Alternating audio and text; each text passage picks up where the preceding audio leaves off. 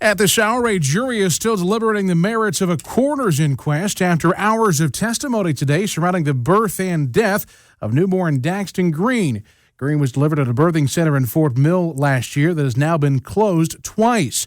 The inquest, ordered by York County Coroner Sabrina Gast, gives 6 people the authority to revise, if necessary, Green's cause of death. Channel 9's Greg Suskin has more from Fort Mill. It's not a criminal case, but determines if death was an accident, homicide, natural, or unable to be determined. Jurors saw autopsy photos of the baby and heard from medical experts, including the midwives who delivered him.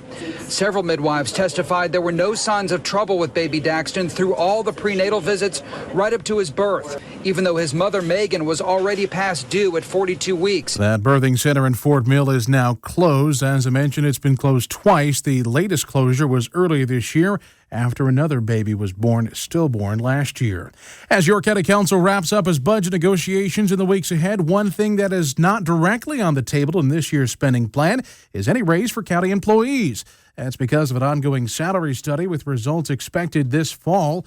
So instead of council considering a direct pay raise or no pay raise this year, there's a block of money in the budget that allows the council to add up to a 5% bump for county employees in the study if it's indeed warranted. It's just to make sure that we're ready and able to move forward if need be. And it's a good thing because, as the council said publicly in a meeting, you don't want to do a study and then put it on a shelf.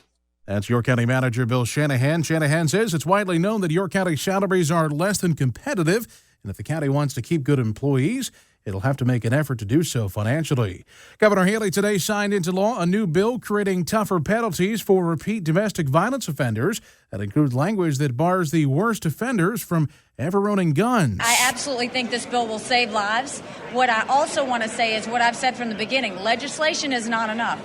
This has to be from the ground level up. The bill also changes how offenders are prosecuted, basing charges on the severity of the crime rather than the number of previous incidents. A shooting early this morning in Seal Street in Fort Mill has claimed the life of a Rock Hill father. 29-year-old Charles Govan was found around 6 this morning in the woods next to Jerusalem Baptist Church. It's the town's first murder of the year. Police haven't named any suspects. The clock is winding down for Winthrop's acting president, Deborah Boyd, who officially exits her post at the end of this month.